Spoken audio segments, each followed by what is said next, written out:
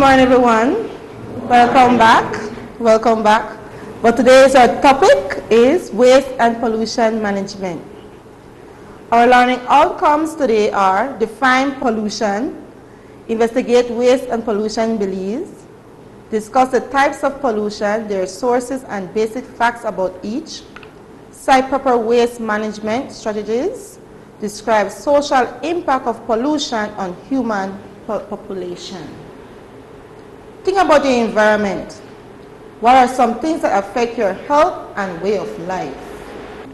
What are some things that affect your environment and your health and your way of life? Yes, Rodolfo. How we would manage our waste. How we manage our waste, very good. Any other aspect? Yes, Therese. Water. How? Like if it is contaminated. It is contaminated, okay, very good. Any other aspect? Yes, Janelle? The air. The air. And how these aspects will affect your health? Think about your health. Yes, Janelle? For the water, it is contaminated. It can cause diseases such as cholera, which is really bad for your health. Okay, so that's bad for your health. Okay, good. And how your environment, if we talk about your environment as a whole, how does that affect you as a person? If you live or have a healthy environment or surroundings, you will end up being healthy as well. Very good. As you live in a healthy environment, you'll be able to be healthy. In your own words, provide an explanation for the term pollution. Someone come to you and say, tell me what is pollution? What would you tell that person? Yes, Janelle? Pollution could be defined as the damage or destroyed to the environment. Damage or destroyed to the environment. Okay. Yes, Jamie? Contaminating of our rivers, lands, and different areas in the environment. You have it right up. Very good. So the land, seas, and our area that we live in. Yes, Rodolfo? Products which could have a devastating impact on our environment and the world on a whole. Very good. And all of those answers are correct. So let's see what we have. The term pollution refers to the act of contaminating one's environment by introducing certain hazardous contaminants that disturb ecosystem and directly or indirectly affect the living organism of that ecosystem. Pollution is the introduction of a contaminant in the environment. As Rodolfo said, he was right. Also, Jamie and Janelle, you're on the right track. It is created by most human actions, but can also be the result of natural disasters. Pollution has a detrimental effect on all living organisms in an environment, making it virtually impossible to sustain life. What are the different types of pollution? I want you guys to sit back, and we're going to have a video, and you can be able to see some types of pollution.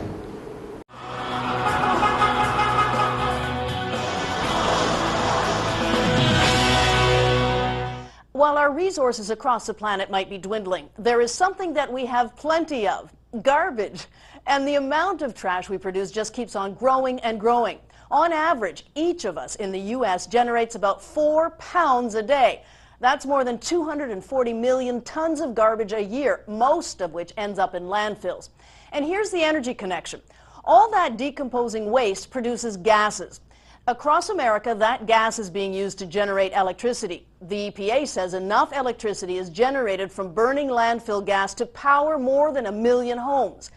And now some companies are using that trash to help fuel, well, trash pickup and cut down on the amount of oil we use. Peter Standring explains in this Energy Now Spotlight.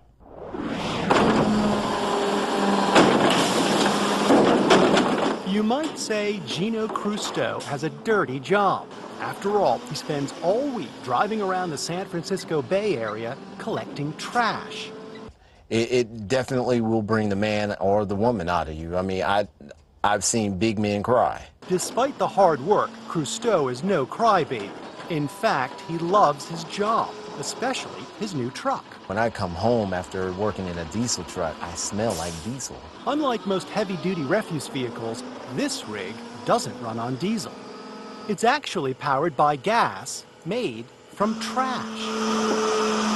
How'd it go today? Everything all right? Scott Gurman is a fleet manager with Waste Management, Inc. The company operates the largest waste removal trucking fleet in North America, about 22,000 vehicles. Here in California, more than 1,000 of them run on trash gas, which is technically liquefied natural gas, or LNG for short.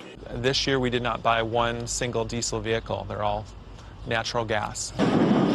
The fuel that the company is using to power its fleet of waste removal trucks comes from this giant landfill, and it's actually a product of all this garbage. It's the Altamont landfill, one of the largest in Northern California, open 24 hours a day, 7 days a week. Right now, we average about 5,000 tons of garbage each day. Jessica Jones is an engineer with Waste Management, which also owns the landfill. And this is the wellhead, the top of the well, that collects landfill gas. Anything from a banana peel to the leg of an old desk or chair that you're throwing away. That's all organic. And that's the material that breaks down when it's in the landfill and creates methane gas. Methane is a potent greenhouse gas, and in the U.S., landfills are the third largest source of it, after oil and natural gas industries and farm animals. By federal law, landfill operators have to destroy 75% of the methane they produce. But here, most of it, 93%, is captured and converted to energy. We can take what could be a bad thing for the environment and completely turn it around and make it an excellent thing for the environment. So all of this trash here that surrounds us is actually a valuable resource. Yes, it is. It is. To fully harness that resource, the company's installed nearly 200 wells all over the landfill. The pipe has holes or perforations in it so that we can pull, with a small vacuum, we can pull the landfill gas below the ground up into the well. From here, the captured landfill gas travels through a network of pipes. It arrives at this high-tech processing plant, where it's dried and scrubbed clean of any unwanted gases like carbon dioxide. Once those gases are out, we have clean methane, and then we have to cool the methane gas down to around 260 degrees, minus 260 degrees, to get it to liquefy. The gas is liquefied and turned into fuel, which is put into these massive holding tanks and then pumped into transfer trucks and hauled away for distribution. Landfill gas that happens naturally and converting it to a fuel to actually fuel the trucks that haul the garbage is about the most exciting thing we've done in a long time around garbage. Currently, Waste Management is producing 13,000 gallons of LNG from trash gas every day. Much of it ends up here at the company's Oakland refueling yard. At minus 260 degrees, the LNG requires special handling. Despite the risk of getting a little freezer burn, lead mechanic Mike Keel admits he's a big fan of trash gas. Well, it's quite amazing, actually. I mean, we're producing fuel that comes from the landfill. No major problems? No. Peter Ward, a fellow on the right, is with the California Energy Commission. His agency is a big supporter of LNG made from waste. It's clean burning, but it's also from the carbon intensity, which is a well-to-wheels calculation of the carbon intensity of the fuel as delivered, is very, very low compared to any other alternative. In fact, trash gas gives off 80 to 90% fewer carbon emissions than diesel. And LNG is a viable, economically efficient fuel. Richard Battersby is the director of a group that supports the use of cleaner alternative fuels. When you start looking at the numbers, LNG from landfill gas has the potential to displace millions of gallons of petroleum fuel. The infrastructure needed to produce trash gas is very expensive. This plant alone cost more than $15 million. But many alternative fuel experts, like Battersby, think LNG from waste makes sense. I fully expect to see more and more landfill gas to alternative fuel operations in the next 5 to 10 years. So, garbage trucks that run on garbage may be coming soon to a neighborhood near you. Proof that one man's trash really is another man's treasure. In Northern California, Peter Standring, Energy Now. The EPA says there are hundreds of untapped landfills across the U.S., so we calculated how much energy they might contain in our Energy Now reality meter. New landfill gas projects could produce enough energy to replace about 800 million gallons of diesel a year, or roughly 2% of what's burned by trucks and other heavy vehicles. Still, there are barriers. Natural gas trucks and fueling stations are expensive, but the natural gas industry says after those upfront costs, truckers will save money on fuel. It wants Congress to pass the Nat Gas Act, which would provide tax credits for buying natural gas trucks. A quick note, Energy Now's initial funding comes from the American Clean Skies Foundation, which is funded in part by Chesapeake Energy, a major player in the natural gas industry. We are editorially independent. Neither the foundation nor its backers control what we say or do on this program. What do you thought about that video? Do you think that will work for our country? How? How do you think it will work for our country? Do you think we have the amount of waste product that we can actually provide that amount? No? You think not? But you think it's a good idea, right? Okay, let's continue. The pollution harms Earth's environment and its inhabitants in many ways. The three main types are land pollution, which you know as soil, air pollution, water pollution. Research also suggests that noise pollution can be harmful to the environment and human populations. And as an example of which one do you think? Land, as we saw it just now, yes. Land pollution are pollution of the Earth's natural land surface by industrial, commercial, domestic, and agricultural activities. Some of the main contributors to land pollution are chemical nuclear plants, industrial factories, oil refineries, and human sewage. We also have oil and antifreeze leaking from cars, mining, littering, overcrowded landfill, deforestation, construction debris. So these are some of the aspects we have that deals when you talk about land pollution when we find around in our environment. Soil pollution, as I said before, we have land and soil pollution. The soil pollution involves the contamination of soil by the release of harmful substance into the soil. Unlike air pollution, which has a direct effect on human life, soil pollution causes an indirect damage to humans and other animals. The lives of all the living things depend on three sources: water, light, and soil. The plants, which are the producer of the food chain, take up their nutrients, which are essential for their living, from the soil. The nutrients that are taken up by the plants are then transferred to the consumer depend on these plants. For example, if we get your soil is contaminated and you're eating that carrots, you consume that contamination. That's what you're saying. Soil pollution is caused by the release of industrial waste. Soil pollution is also caused by human acts as mining and deforestation.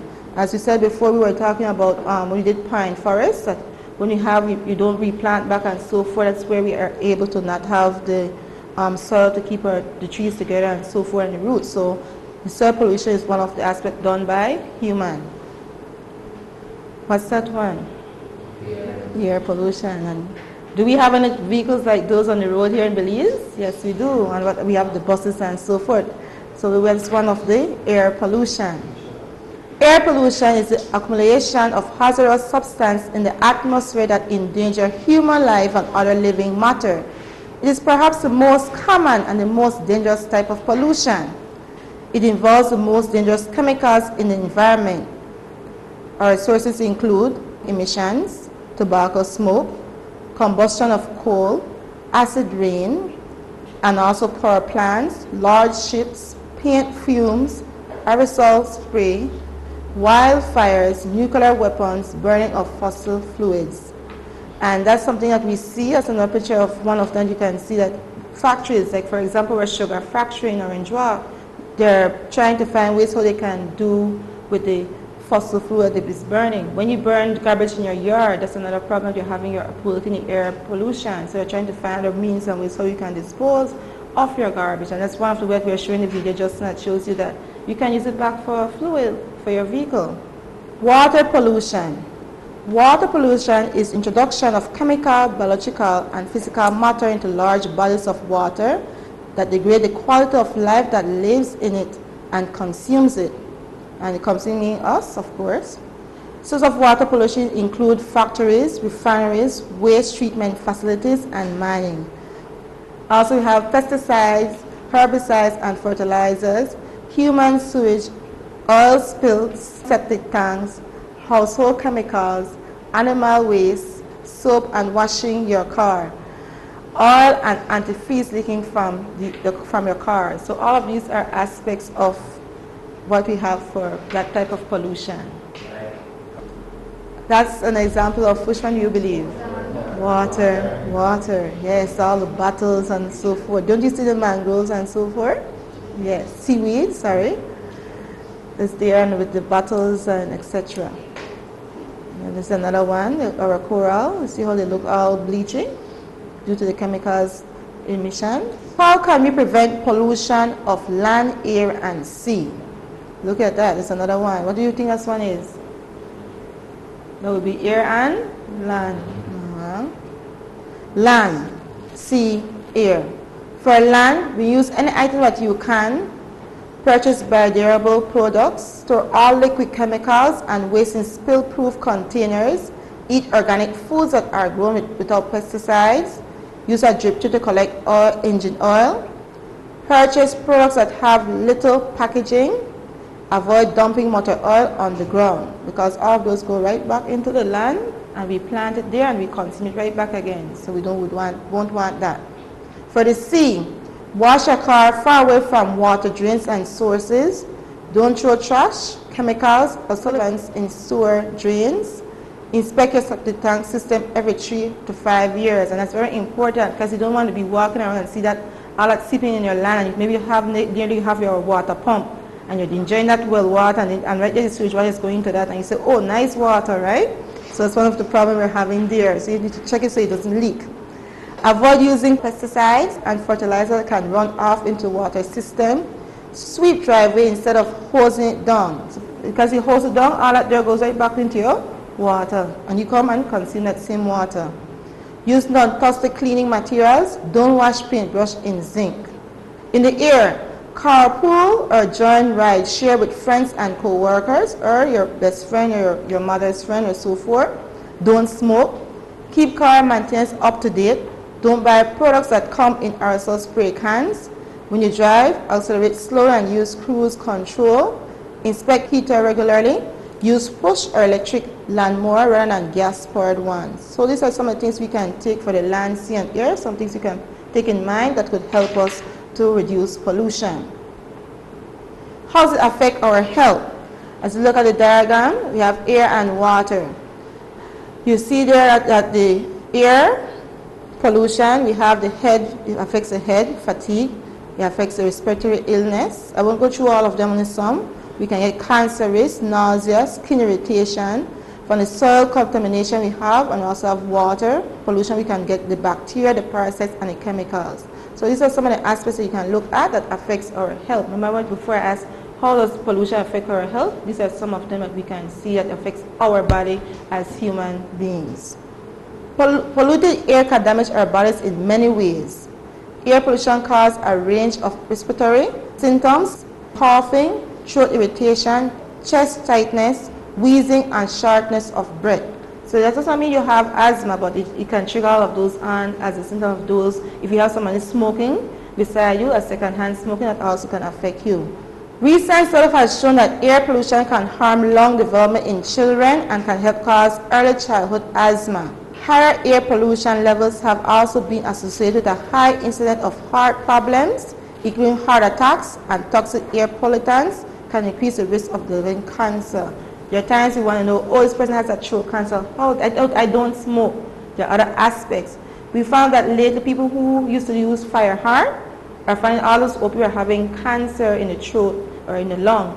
Why? Because of the fumes and the smoke that let off from the fire heart is causing that. And because they didn't smoke all their life, but the lungs was affected by that. So it's one of the aspects you need to think about when you have smoke around you and so forth in the air. How does this affect me? When the air is polluted, it affects us different ways by severe respiratory problems such as asthma, chronic bronchitis, degraded lung function, respiratory failure, cardiovascular disease, and trigger of heart attacks, cancer, and so forth. Effects of pollution. It affects the air, sea, land, soil, and noise. Those are what it affects and also the types that we can find. Effects of air pollution.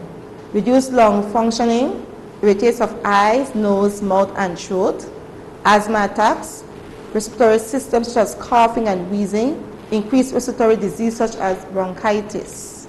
It also reduces energy levels, headaches and dizziness, disruption of reproductive and immune system, cardiovascular problems, cancer, and premature death. And premature death is for the babies. So if you're a mother pregnant and you be smoking, that's one of the causes that might cause a premature baby, or the baby might die also due to the consumption of smoke. Effects of soil pollution. Causes cancer, including leukemia. Lead in soil is especially hazardous for young children, causing developmental damage to the brain. Mercury can increase the risk of kidney damage, cyclodynamics, and lead to liver toxicity. Causes neuromuscular blockage as well as depression of the central nervous system. It also contributes to headaches, nausea, fatigue, eye irritation, and skin rash. Soil pollution may also result from secondary contamination of water supplies and from disposition of air contaminants such as via acid rain, as we know about. Contamination of crops grown in polluted soil brings a problem with food security, because if the soil is contaminated and then your crop does not grow, or if the crop do grow, we don't wash it properly, we conserve back in our salads and so forth, and might affect our health as we go on. Effects of noise pollution. This one is not popular around, but this is one of the major causes of areas you live, like maybe in the States, or you live close to a factory or so forth. This will be one of the problems you have. Decrease the efficiency of a man, recording the effect of noise on human efficiency. There are a number of experiments which shows that human efficiency increases with noise reduction. Lack of concentration. If there's noise around, you cannot concentrate.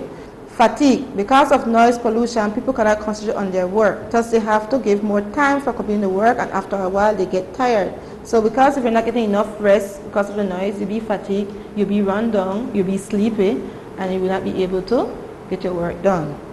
Abortion is caused too also by the noise pollution. There should be cool and calm atmosphere during a pregnancy. Unpleasant sounds make a lady irritative nature, so then noise causes abortion in females. I don't know how true that one is, but that was one of our research we found out, that most women in that stage need to be calm, not be stressed out, need to be able to be just calm and nothing to affect them, right? Causes blood pressure. Noise pollution causes certain disease in human. It attacks on a person's peace of mind. The noise are recognized as major contributing factors in accelerating the already existing tension of modern life. So if you're there already coming from work tired, or from school tired, and you hear this noise beside you blasting, what will happen? You'll not be able to sleep. You need that amount of sleep to be able to be healthy and be able to function for the day. Temporary permanent deafness. The effect of noise and addition is well recognized. Mechanics, locomotive drivers, telephone operators, etc. all have the hearing impairment as a result of noise at the place of work. Physicians and psychiatrists are of the view that continuing exposure to noise level above 80 to 100 dB is unsafe. Loud noise causes temporary or permanent deafness. There are times you're going on the road and you hear people bumming out their music and you want to know, how are they able to hear you? Right? You wonder, but it hurts your ears and you're just outside. So it's one of the causes right there. The amount of the dB of your ear, because remember your ears only can handle an amount of noise. Air pollutants. We have the pollutants, sources, and health effects. We have the sulfur oxide particles, carbon monoxide, oxygen of nitrogen, the ozone, the cyclic aromatic hydrocarbons, the radon, the asbestos, arsenic, and arsenins. One of them will be touched on is the arsenic. As you know, most buildings used to have arsenic on there, and we found that was an aspect that affects most students at the school they were going at, and found that it is a cause of lung cancer. So that's the one I mostly know about, and the asbestos also, roofing used to make for a school roof and so forth. Pollution has been found to be presented while in environment. There are a number of effects of this. One, biomanifestation describes a situation where toxins such as heavy metals may pass through trophic levels, becoming exponentially more concentrated in the process. carbon dioxide emissions contribute to ocean acidification. The emission of the greenhouse gases leads to imbalance in the ecosystem. Waste management.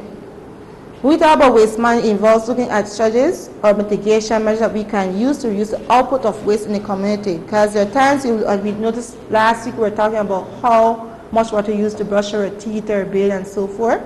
So one aspect of having us to help with the water pollution and also waste management is knowing what we can do and how it's affecting us. Data implies that Belize produced 2,000 tons of year of solid waste from household and commercial establishment. The large amount of industrial waste generated by large-scale industries such as citrus, sugar, bananas, tilapia, shrimp farms also ends up in countries' landfills. The country of Belize for years have experienced a garbage problem. Currently, none of the landfills in the country are properly sealed to prevent leaching of pollutants into groundwater. This then creates some serious implications for us. As you notice, our dirt is just there, open up, nothing is happening to it. All they do is they push it away, create it, put it at the back, burn them, and so forth. There's nothing being done to help us that it doesn't affect the air pollution, nor the water or land pollution. In the country of Belize, several municipalities have proper sewage waste treatment facilities such as Belize City, San Pedro, and Belmopan. Taking this into consideration, many residents rely on septic system. Rural communities rely on pit latrine septic system, with the latter becoming more prevalent, meaning that most of us will have our outside houses, we call it, and there's no kind of way that we secure it doesn't go into our water or the land. And what happens in return? We consume those wastes right there again. So waste management is where we need to know how and how we can protect ourselves from those aspects. Liquid waste issues is further exacerbated by a large number of cruise tourists. As you know, cruise ships goes along, they have their bathrooms and that is empty back into our water. So that's one aspect you need to know, all their garbage and so forth. Where do they dispose it? Have you guys ever think about it? When a cruise ship come, what do they do with their waste? As they go along the sea, where would they put it? So that's one of the aspects we need to think about, right? How can we control that? Water pollution control is clearly one of the most vital of those challenges. Without urgent and proper directed action, developing countries face mounting problems of disease, environmental variation, and economic stagnation and precious water. Resources become more and more contaminated. More and more time you find yourself you need to drink more purified water. How much of you keep on getting purified water? I also have to be buying purified water. All of us, right? Do any of you take from the tap? You drink from the tap? Do you think it's safe enough for you? Your tap? Or you filter your water still, so you still have to do the filtering process. All right. How when you wash your cars and so forth? Tap water, right? And that goes right back into the drains, and it goes right back to your water system. So you have to find a way how we can deal with that to be with the waste management. And that's the major problem is the water pollution that we're having here. Some solution we can have, recycling. I know you guys have recycling done at your school. Can anybody share what they're doing at their school for recycling? Erin, you would like to share what you guys doing for recycling? Okay, at my school we're doing the bottles, so on paper. So at some schools they have a recycling where you're being taught that recycling plastic and paper will help us also. This dust collection system, the scrubbers, sewage treatment, industrial wastewater treatment, and litter traps also. All right, the New York Times. Now, what you're going to do for me is this. You're going to state one way that you think that you can aid in helping with pollution at your school. So you're going to identify pollution at your school and see how you can aid with minimizing that pollution. You will identify one pollution that you find at your school and how you are able to do something about it.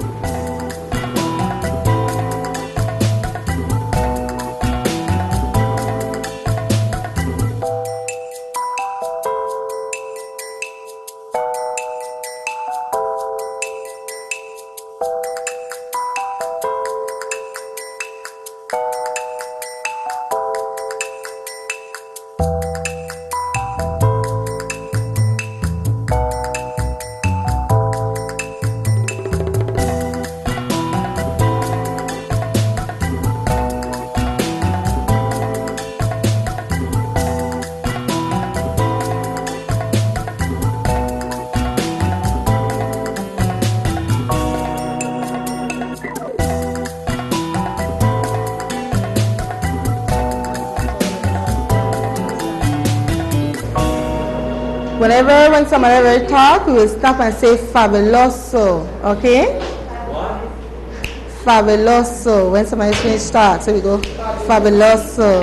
All right, right? Ready? All right. Let's continue. Your task was to identify any type of the pollution that you can find in your school and how you would deal with it, right? Good. Let's see who would like to go first. Yes, Rodolfo. Miss, the same pageant that we had with, you have to use some form of recycled goods to make clothing. Okay. We would want to portray that in every Friday be a crazy day that you have to come in school dressed up in some kind of recyclable waste or item, such as you used a garbage bag, so use it as a blouse or something. Okay. And so what type of pollution you identified under? We're trying to reduce land pollution. Land pollution, very good. So our Rodolfo group decided to go land pollution. They would like to use them in the newspaper and so forth. Let's go. Fabuloso. Thank you. Let's go on. Who's next? Yes. At my school, we have land pollution. When the students have lunch and they're finished with garbage, they have a tendency to just throw it on the floor, especially the bottle, which could be recycled and gain a profit. Okay, let's give her. Fabuloso. All right. So I like hers. Hers is saying, she's saying that we have at your school, we have a lot of people that buy lunch. They have the wrappers, the foil papers, and they do not put in the proper trash. So she would like them to promote more by putting in the trash. And how she would do it, maybe put up more signs and so forth. Very good. Who's next? All right, we come to Teresa at the front. At our school, they're mostly land pollution, so we came up with if anyone is caught littering, that they should be punished. So punish. In the punishment, since you heard the word punish, how do you mean punish? Like cleaning the yard for like a week or a severe punishment so that they could remember that littering is bad. Okay, good. So let's give her fabuloso. Come on, guys, you can do this thing, man. Fabuloso. Yes. So that's what's good that she said that they're doing land pollution. So I'm really that it's a trend at your school is mostly land.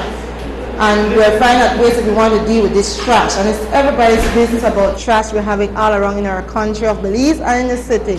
Now let's go with who will speak for the last group. Erin? We have noise pollution. Noise pollution, very good.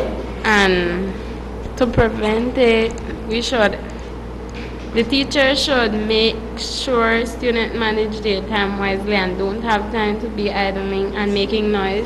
Okay, so she's saying at her school she found that they're having noise pollution. One way she thinks that it could be reduced is by having the teachers maintaining you enough work or tasks at hand. Let's give her a fabuloso.